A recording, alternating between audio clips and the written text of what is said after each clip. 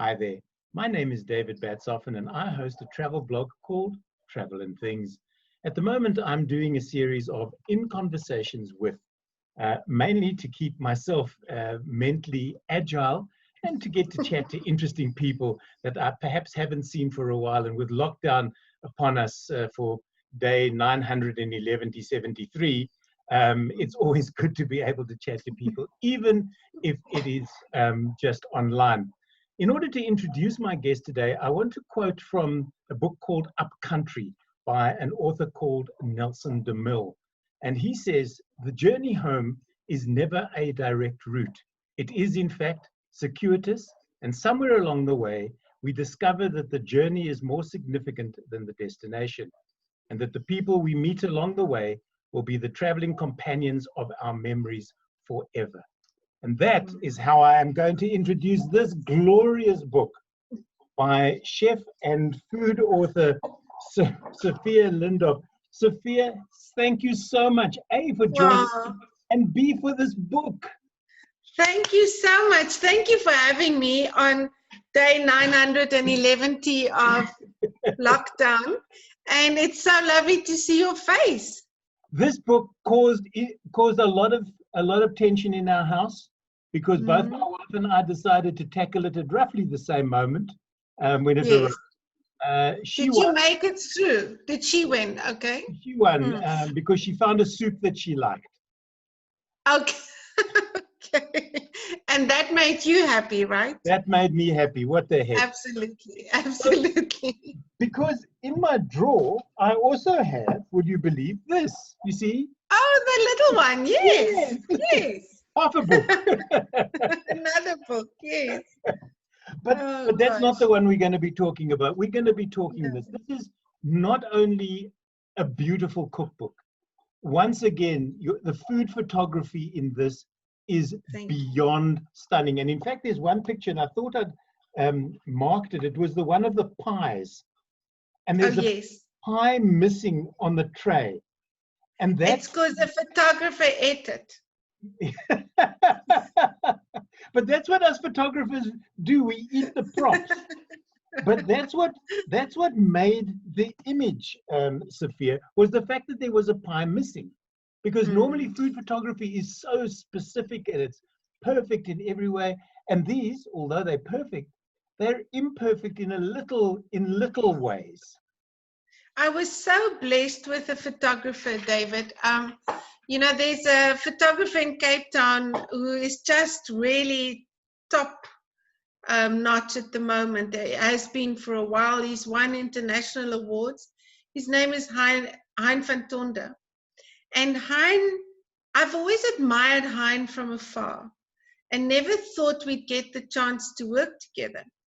And one day he booked on a cookery class.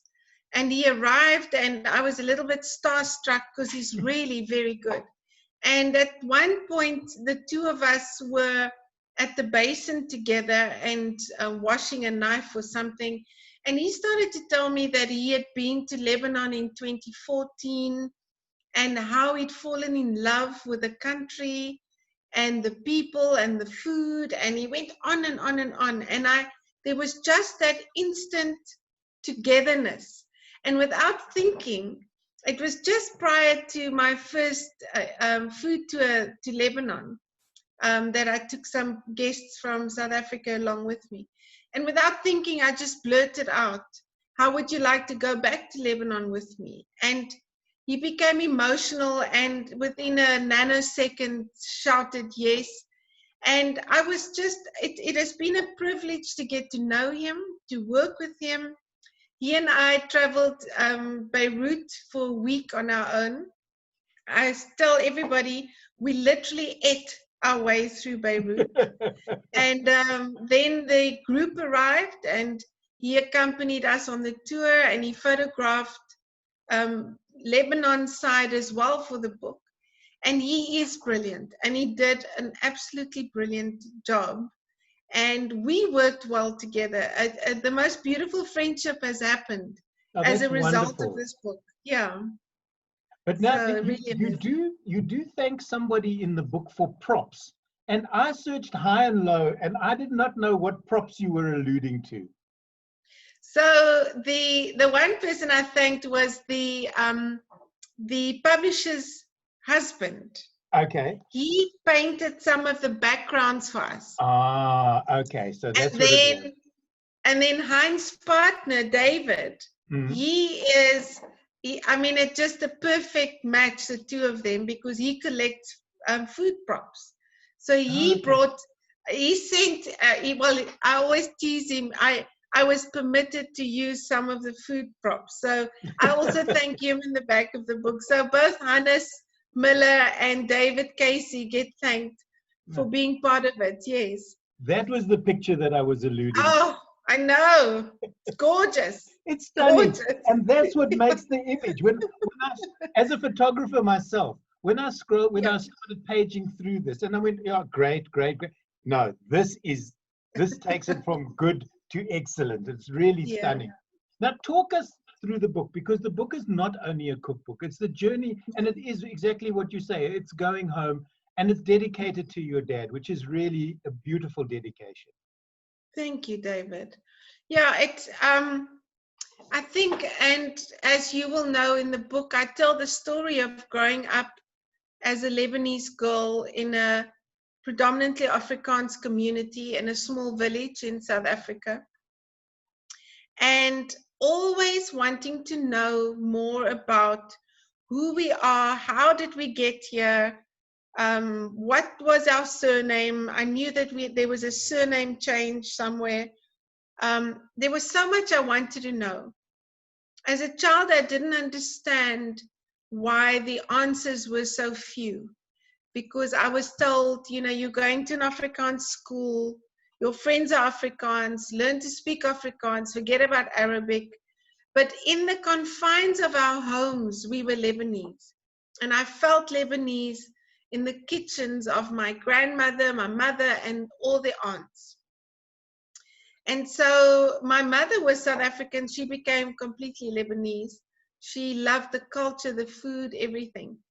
And there were moments when my grandfather, who was the medical doctor in the village, he had the most beautiful handwriting.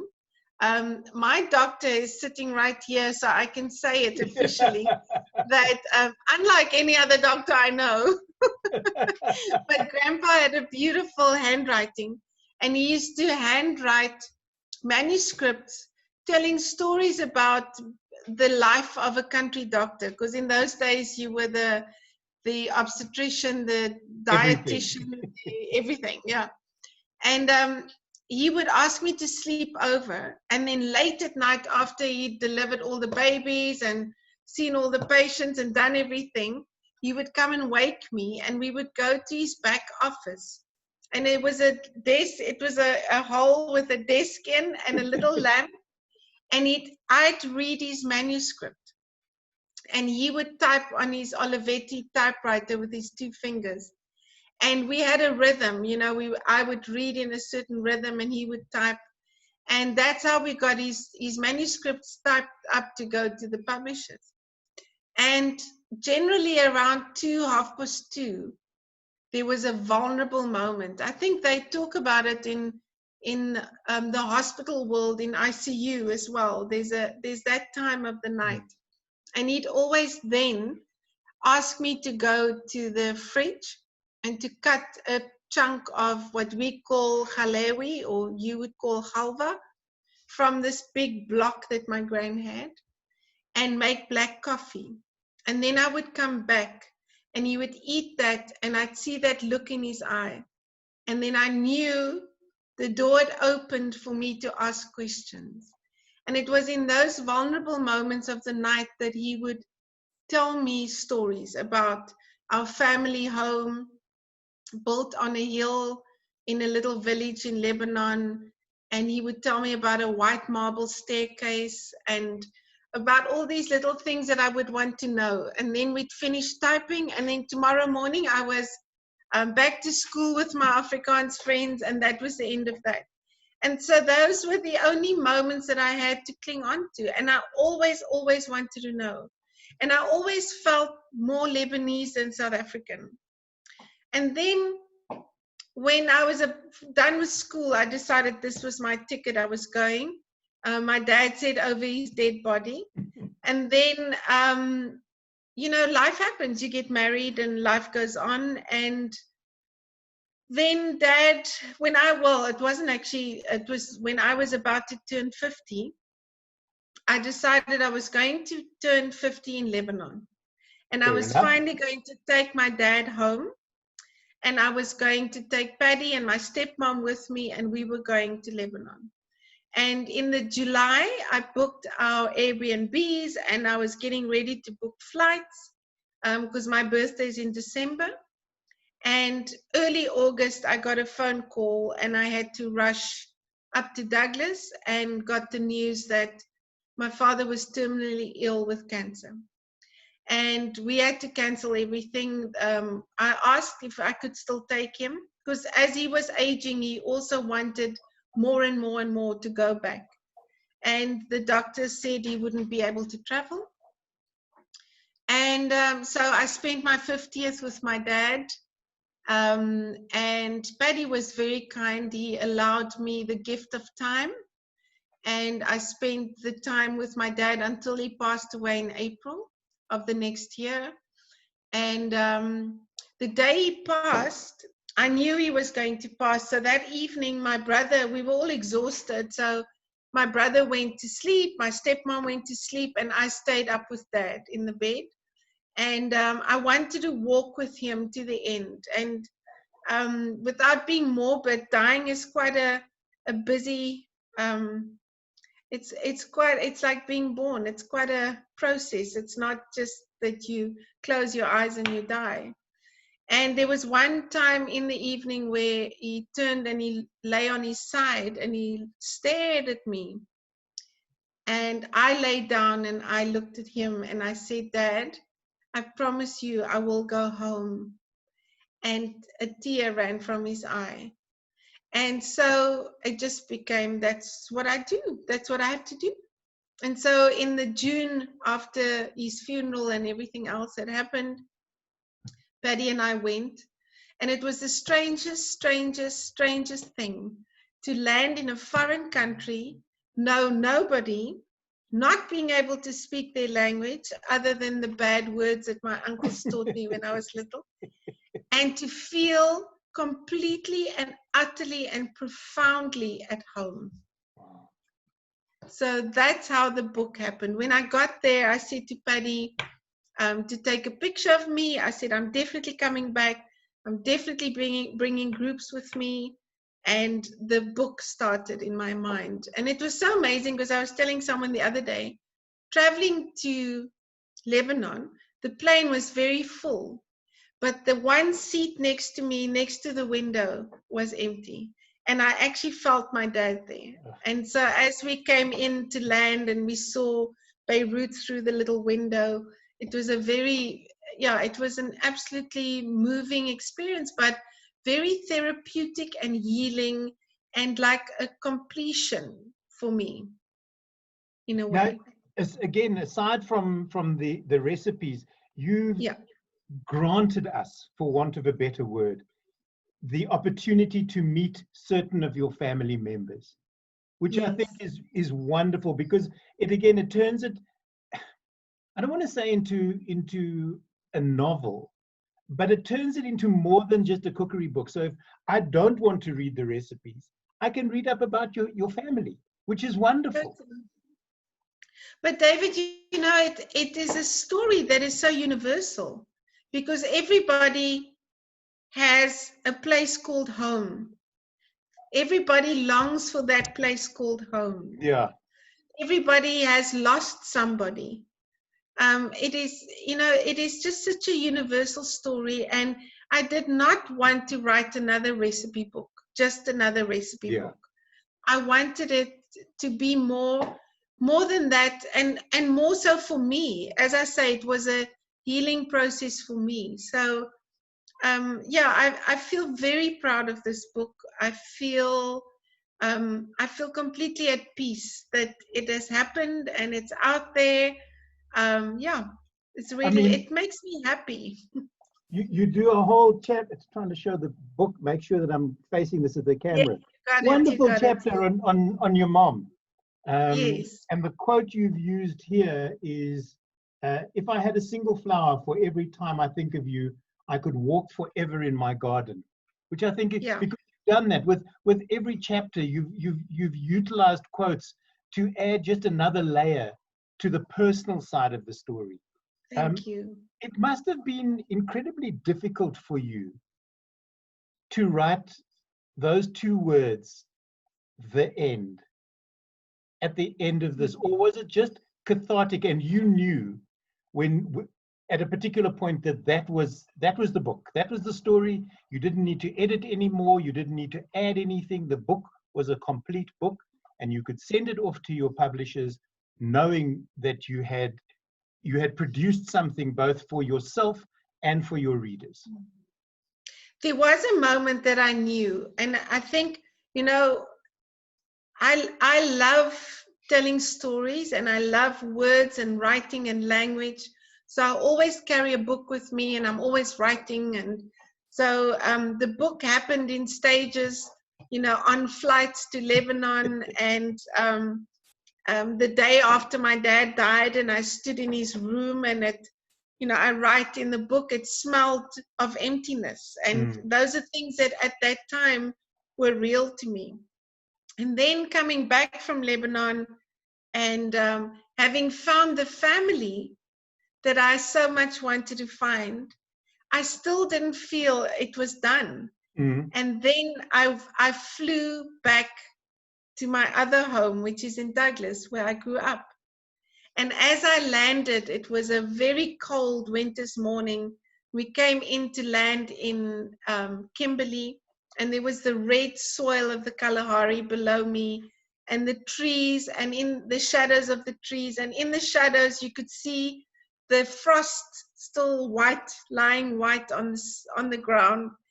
And I wrote about that, and then I felt like it's the end. It's the So end. Done. coming back there, yes. How did you choose the recipes?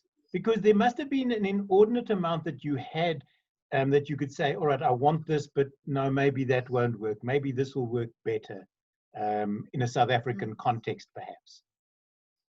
Well, there were many recipes that we grew up with. So in the 1800s, when the great-grandparents started coming to South Africa, they obviously traveled with their recipes, and then they adapted them a little bit to suit what they could find in South Africa. So I grew up with that food. So I included those recipes. They were very traditional and in many ways old-fashioned. But then when I had gone to Beirut on my many visits now, I saw a whole new different food scene. It's vibrant, it's new, it's modern, and it's still taking the old flavors and the old recipes, but serving them up in a completely different way. So I was inspired by that, hugely inspired by that. And then also you'll see that there are some recipes, I think there are two in specific that I can remember, that bring in the South Africa side. Like instead of making what we call balewa, or people would call baklava, in a baked tray in layers, I made samosas out of them, because that's what we do. And it's all the flavors, but it's bringing South Africa in. And then also the date balls. I'm not sure why date balls are such a South African thing, because dates are so Middle Eastern, but they are. And so I brought that in, but with a bit of a twist as well. So yeah, it was easy for me to, I think easier to put the recipes together, to decide to bring in a little bit of old, a little bit of South Africa, a little bit of modern Lebanon, and a little bit of the things, because I've since made the most amazing friends in Lebanon. People that will, for exactly what your quote said, people that will travel with me for the rest of my time on earth and will be forever part of my life. And through them, a lot of them have restaurants, they're chefs. So through them, I've also learned a lot. So it's all a combination of all those things that it was easier to put that together, I think, Now, than you mentioned one completing. particular recipe that you used lamb for, but you said that you could have used goat. Why is it that there seems to be, I love goat meat. Let me Yes. nail my colors to the mast. I think it's Mm, fantastic. Yet mm. in South Africa, to find goat meat is almost impossible. You could find a unicorn faster than finding goat meat. Yes, And you could probably you're eat right. it. Eat the unicorn, Eat the exactly. unicorn. Why I think, why do butchers not, I know because I've asked around yeah. butcheries in Johannesburg, and they tell me it's a special abattoir, they can't always get it. And I'm thinking, why not? You can get ostrich constantly. Why can you not get goat? What is the big deal with goat in South Africa that they won't I eat it? think it's a culture thing. I mean, we grew up with huge sheep farms in the Karoo. We grew up with the culture of lamb. Mm, I mean, we don't even, if we're honest, we don't even eat that much beef or pork. It's yeah. predominantly lamb.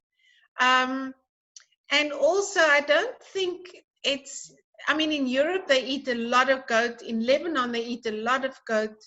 I think it's something that is slowly taking off in South Africa. We can So I find hope. it here in Cape Town. Um, but also, I think people have had a bad impression of it's same with goat's cheese. They think it tastes goaty, but if you make goat's cheese correctly, it shouldn't taste goaty, if you know what I mean. So, yeah. The only problem with lamb, and I think you need to put it at the end of every recipe you write going forward that involves Yes, lamb, Sophia, yes, you must say, you must always stop one portion before, yes. because Two lamb is spoons. 2 spoons. Because the problem is you always eat that one forkful too many, and then sleep is not coming easy that Mm, night. Your tummy is going to exactly. be rumbling. Exactly. Well, I think also, I mean, if you look at um, when Patty and I traveled to Lebanon, eating there is so healthy. In Mm. the way they eat breakfast, the way they eat lunches, bigger lunches, very small suppers, and they do not eat like we eat here. And we're forever coming home with good intentions, and before we know it, we've fallen into the half a lamb per person for lunch, and that kind of thing. But definitely that's not how they eat there, and Right. it's a very healthy way of eating. So South Africans eat too much meat. We We just do. do. Yeah. It's all the biltong and dried wors that's invariably lying in a cupboard Exactly. somewhere. You think Somewhere. it's a healthy snack, and then you find out it's no good for your kidneys. Um, Yes. butchers, butcheries won't tell you that. Do you have No. I suppose asking you if you have a favorite recipe in this book is like saying that in Sophie's Choice, when she had to choose between her two children as to who was Mm. going to the camp and who wasn't. Do you have Mm. that sort of feeling about recipes in your book, that you have to treat them all with the same care and consideration and love? Or is there one that just stands out and that's the one for you? I do feel I will never put a recipe in a recipe book that doesn't work. 1000%. I will never put something in that I feel I don't like. So definitely with that. But there is one there are two actually. Two. If I think of You a see, savory one, they're a twin. I You can't can't pick. split I'm them. bad. But there's a dish called siadie, and it's made from you cook the fish and you take the fish off the bone, you flake it off the bone, then you make a stock with the bones and the fish head and everything, and then it's all put together in a rice with prawns, and then they put heaps of butter fried nuts on top, a mixture of all kinds of nuts. And that is a really special recipe, and I was taught that recipe by my friend Peter Jabor, who lives in a little village north called Bushari, and he has a restaurant there. So that's a special recipe to me. And then there's a recipe for halva frozen yogurt that I worked on for about a year to get it correct. Because a lot of people melt ice cream crumb halva and mix it too, and then say it's halva ice cream. And I thought, I'm not going to do that. So I worked and worked and worked on various ways to make this halva and then to make it into an ice cream. It's like a frozen yogurt, really, because I use laban for it. And that recipe makes me happy. When even the photograph I love. I love the photograph. I served it with stuffed figs, and yeah, so I really like those. But all of them are special. I won't put one in if I don't feel really good about it. All right. Now, there are a lot of people that, not a lot of people, but certain people, if you were to go to a dinner party at their house and they serve something and you really like it, and you say, could I have the recipe? And then they go, fine. But they either change the quantity on something because they don't want you to get the exact recipe, or they leave out an ingredient. And then when you go home and try and replicate their recipe, it never tastes the same. I'm assuming you don't do that. That's insecurity. No, I don't do that. Because, you know, when I started dating Paddy, my sage husband, he gave me a book to read. And it's called Finite and Infinite Games. I can't remember the author. Forgetting. John P. Carson. James P. Carson. James P. Carson. Thank you, Paddy. Thank you, Paddy. And in the book, he talks about life is made up of two games. Finite game has a beginning and an end. And by definition, someone wins and someone loses. And an infinite game is the game must go on. So I prefer to play infinite games in life. So I love giving you my recipe because the game must go on. So that's a wonderful way of looking at it. My wife and I were in Zanzibar at a hotel there, and the dessert was a cheesecake, and I love cheesecake. And I said to the chef, would you give me the recipe? Not expecting him to do so, because it's a hotel chain and the recipe essentially belongs to the hotel chain. And he went fine and he gave it to us. And then I realized why he gave it to us, because there were 54 steps in that recipe. 3 of us got it and none of us ever made it. It's easy. I think he killed that one for you then. He did indeed. We'll just go down. There's a local home industry shop near our house that used to make the most wonderful cheesecake, and I'm prepared to buy it rather than go through 54 steps and then maybe making a mess of it. Because cheesecake, that's another thing. That's another thing. I don't like recipes with 54 steps.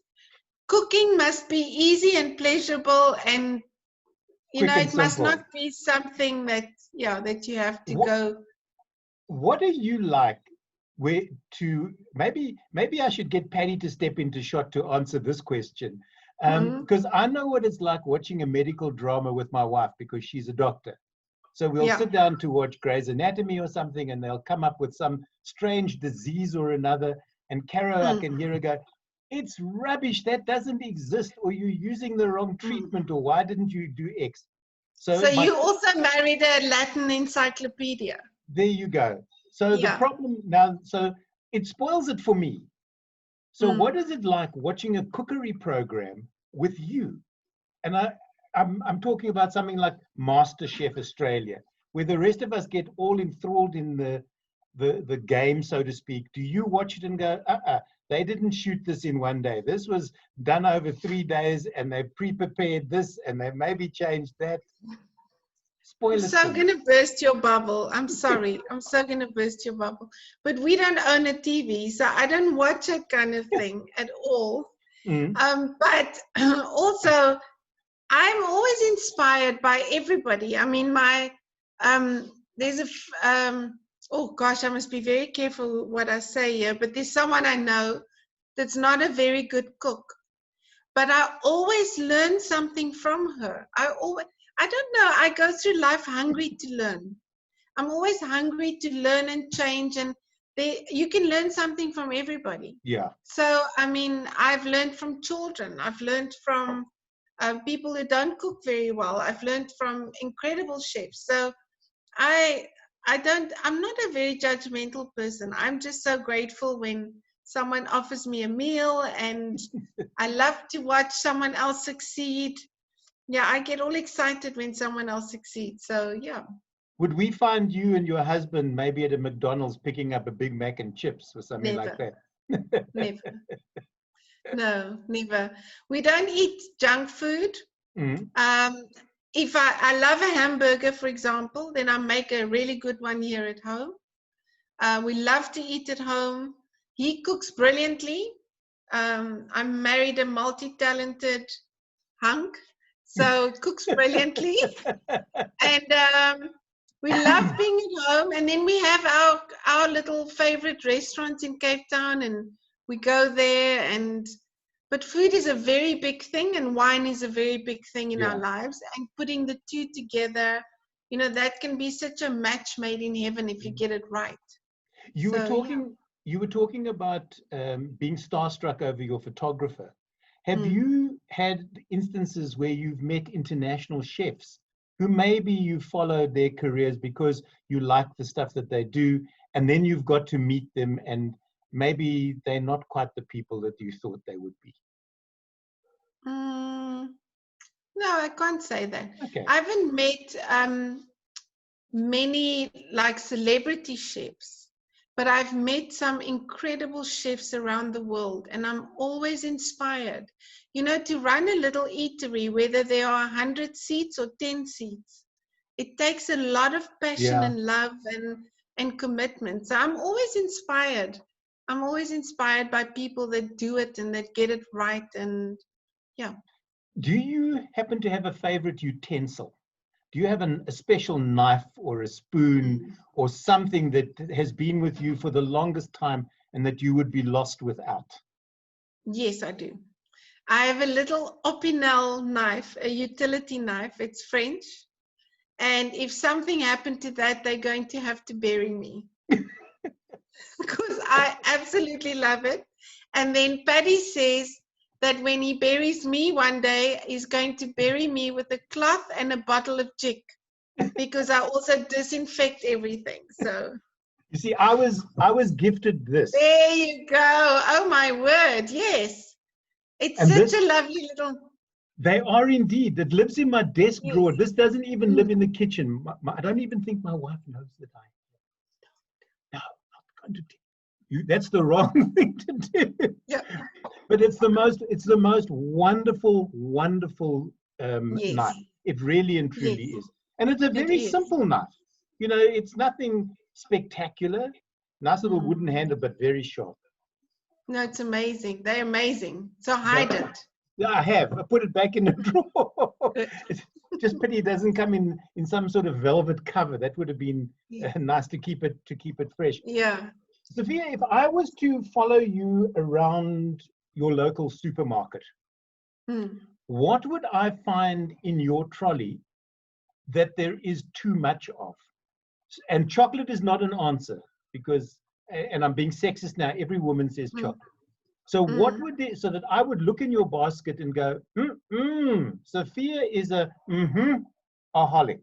Whatever that guilty pleasure is, what would it be? Tomato. Really? I love all the colors, shapes, sizes. I love them roasted, fresh, sliced, diced, chopped. I love fresh tomatoes. I absolutely love tomatoes. And I get seduced by the different shapes and colors. So when I walk around and someone says an heirloom tomato, I don't even have to look at it. I put it in and it comes home. And I have them on the windowsill in the sun to ripen and to get rid of all the refrigeration flavors. And yeah, I love tomatoes. Absolutely love tomatoes. Okay, that was not an answer that I was expecting, but I'll go with that. So now that going home is available, what next for you? During lockdown, I started writing another book, which has a different slant. I think going home will always be I think it's my legacy in many ways. This is a more fun book and focused more on maybe healthier eating. And then can't wait to start up my cookery classes again. I teach Lebanese cookery classes here at home, and I think I just miss opening our home and having life in it. Yeah. So I really am looking forward to that. And then holding thumbs that I could take the tour to Lebanon in October, which is still on the books if all of that happens. For the rest, I'm loving having more time with my husband, watching him paint and cook and garden and be around me. I think actually this lockdown has been a very good time and a special time and a positive time for many people and for families. I think lots of people are cooking at home, eating together, spending more time together, which is always a good thing. So yeah, I think just waiting with bated breath for COVID-19 to subside and find a new normal and find a new way to do things. Yeah. Your book is available in store, or is it available online to purchase? It can be purchased via my website, which is sophialindop.com. It can be purchased on Loot and Take-A-Lot. And it is in the stores. And yeah. But if you order it through my website, I can write something in and we ship it off to you. So yeah, that's how we're doing it at the moment. It's wonderful. The book is called Going Home. And if you've ever wondered about going home, this Food and Stories from Lebanon. Let me start that again. That is Lebanese for Food and Stories from Lebanon, the land of my forefathers. My in conversation with guest this afternoon has been Sophia Lindop. Thank you so very much. It's been wonderful to reconnect with you. Paddy, thank you very much for being there. One day I'll get to meet you as well. And thank you for the book. And thank you for making lockdown just a little bit more fun. Thank you. And thanks for the invitation to be with you. And it's always so wonderful to see your face and to connect. And please give my love to Carolyn. Thanks very much.